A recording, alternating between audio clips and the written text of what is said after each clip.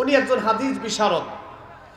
উনি টাকেরহাট মরহুম দেলোয়ার হোসেন আনসারী সাহেব পীর সাহেবের মেয়ে। উনি হাদিসের কঠিন এক পণ্ডিত। আমার মা হাদিস পড়েন, সব সময় হাদিস পড়েন। হঠাৎ করে মাহফিলের সময় এই ডিসেম্বরের সম্ভবত 20-21 তারিখে হবে, আমাকে বলতেছে, বাবা আমি একটা হাদিস পড়লাম আজকে, এই হাদিসটা একটু দেখো না, অ্যানালাইসিস করে তার রাবি সনদ সব ঠিক আছে কিনা। আমি বললাম, জি আম্মাজান, আপনি আমাকে বলেন। তো আম্মাজান আমাকে জানালেন আল্লাহর পয়গাম্বর মুহাম্মদুর রাসূলুল্লাহ বলেছেন। আমি দেখব এটা বলার পর আপনারা কত জোরে সুবহানাল্লাহ বলতে পারেন।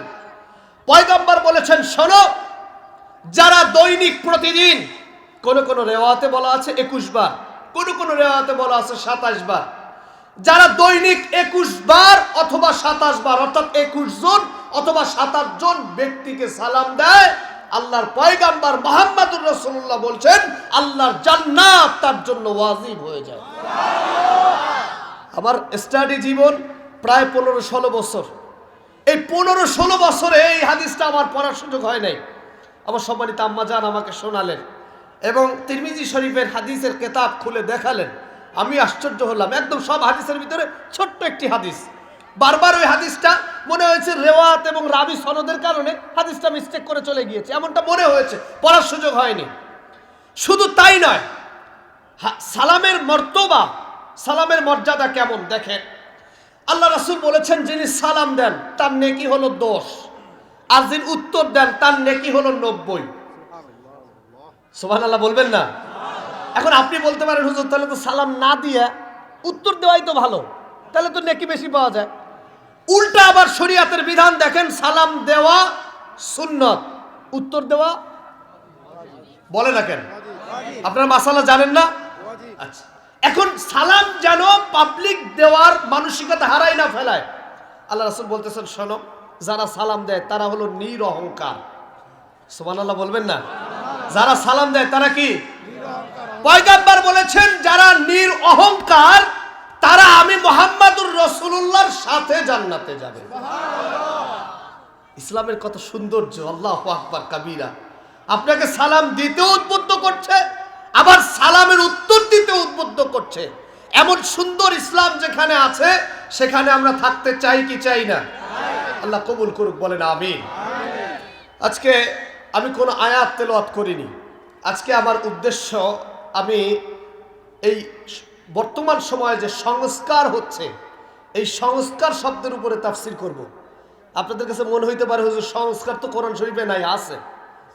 এই জন্য সংস্কার শব্দটা আমি বেছে নিয়েছি এই জন্য, কারণ 16 বছর যারা দেশ পরিচালনা করলো, যারা দল মত নির্বিশেষে মাইন্ড করিয়েন না, 16 বছরে টুপি ছিল যার, বিপদে ছিল সে।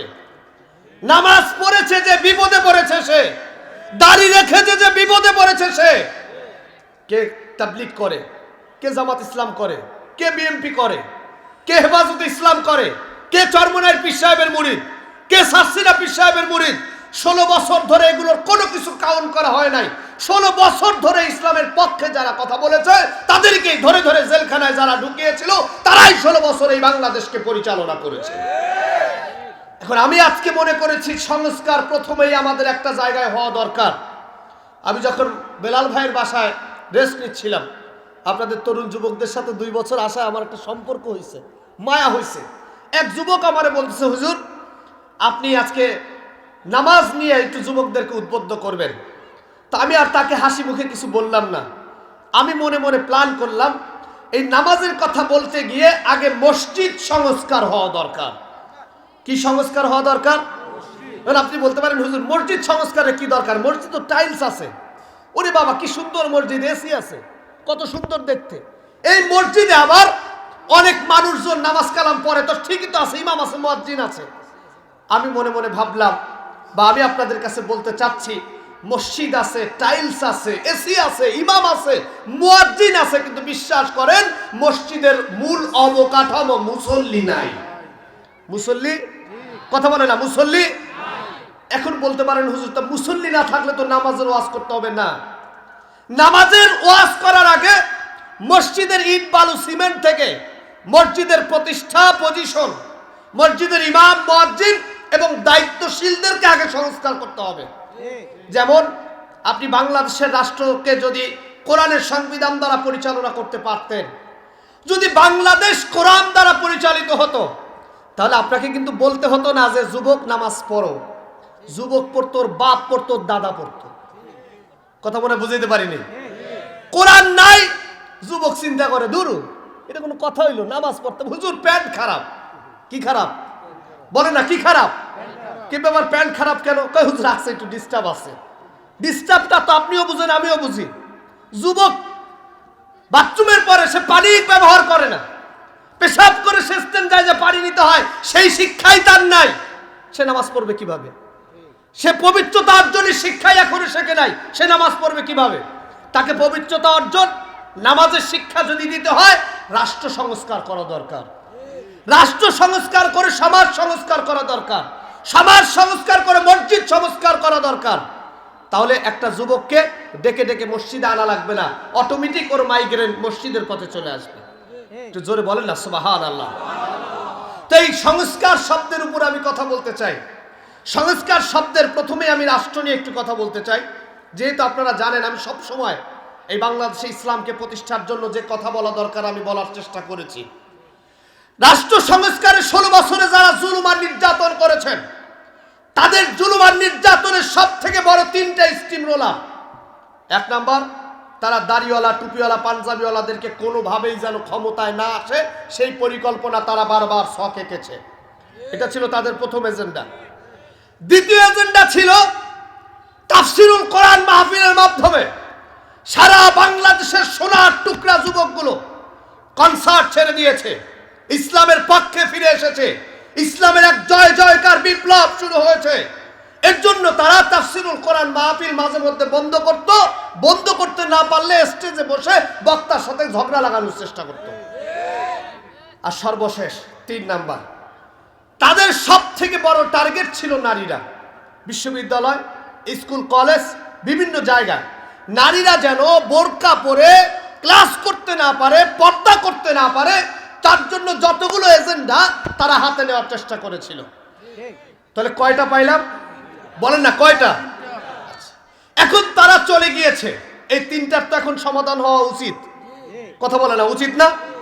কিন্তু আমি আশ্চর্যভাবে আপনাদের কাছে দুঃখ প্রকাশ করছি, 16 বছরের পরিকল্পিত গভর্নমেন্ট চলে গিয়েছে, কিন্তু গতকাল বা তার আগের দিন যমুনা টেলিভিশনে একটি ভিডিওতে দেখলাম 16 বছর তারা তাদের বাবাকে প্রতিষ্ঠিত করার পরিকল্পনা করেছিল। তাদের জিকির ছিল একটা, বাবা। জিকির ছিল কি? বলেন না, জিকির ছিল কি? আল্লাহকে বাদ দিয়া, রাসূল আকরাম সাল্লাল্লাহু আলাইহি সাল্লামকে বাদ দিয়া তারা শুধু বাবার বিভিন্ন এজেন্ডা বাস্তবায়নের চেষ্টা করেছিল, যার ফলশ্রুতিতে তাদেরকে কিন্তু বাংলাদেশে লজ্জিত হতে হয়েছে, অপমানিত হতে হয়েছে। আর এখন আবার 2 দিন আগে একজন বক্তব্য দিচ্ছে কুমিল্লাতে, তিনি বলছেন একটা নির্দিষ্ট দলের প্রতিষ্ঠাতা, তার নাম ধরে বলতেছেন তার নাম নিলে নাকি একবার অন্তত দিনে যদি নাম নেওয়া যায় তাহলে সে মনে করে নিশ্চিত সে জান্নাতে যাবে। কথা মনে হয় বুঝাইতে পারি নাই। একদল মনে করত বাবার আদর্শে জীবন পরিচালনা করলে জান্নাত নিশ্চিত।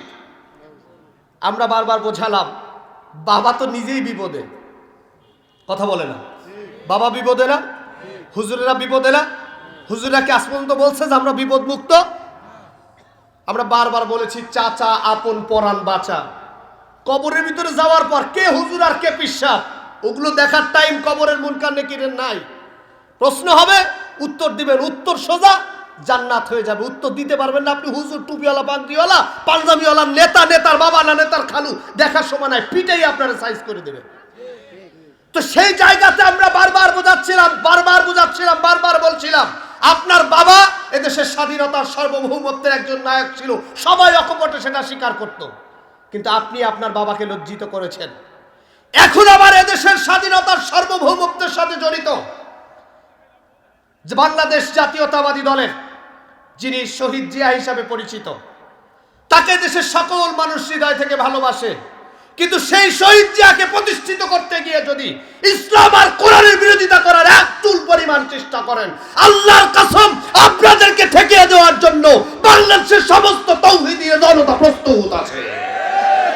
আমাদের প্রশ্নটা একটা জায়গায়, যে দল পরিচালিত করবে, যে রাষ্ট্র পরিচালিত করবে, আমাদের কোনো আপত্তি নাই, কিন্তু আমার কোরআন, আমার হাদিস, আমার আলেম, আমার মুফাসসির, আমার মুহাদ্দিস, আমার আল্লাহ, আমার রাসূলকে নিয়ে কথা বললে তোমার মতো বেয়াদবকে জুতা পেটা করতে 1 সেকেন্ডও আমাদের সময় লাগবে না। স্পষ্ট বক্তব্য। তো আমরা আশ্চর্য হয়েছি, কারো নাম জপলে, কাউকে ভালোবাসলে জান্নাতে যাওয়া যায়, সেটা হলো only one for man, name of prophet Muhammad সাল্লাল্লাহু আলাইহি ওয়াসাল্লাম। চিৎকার দিয়ে বলেন সুবহানাল্লাহ। তাহলে তারা সেটার যদি পরিকল্পনা করে, এটা তাদের ভুল হবে। 2 নম্বরে, গতকালকে আমরা দেখলাম বাংলাদেশের বড় একটি বিশ্ববিদ্যালয়, জাহাঙ্গীরনগর বিশ্ববিদ্যালয়।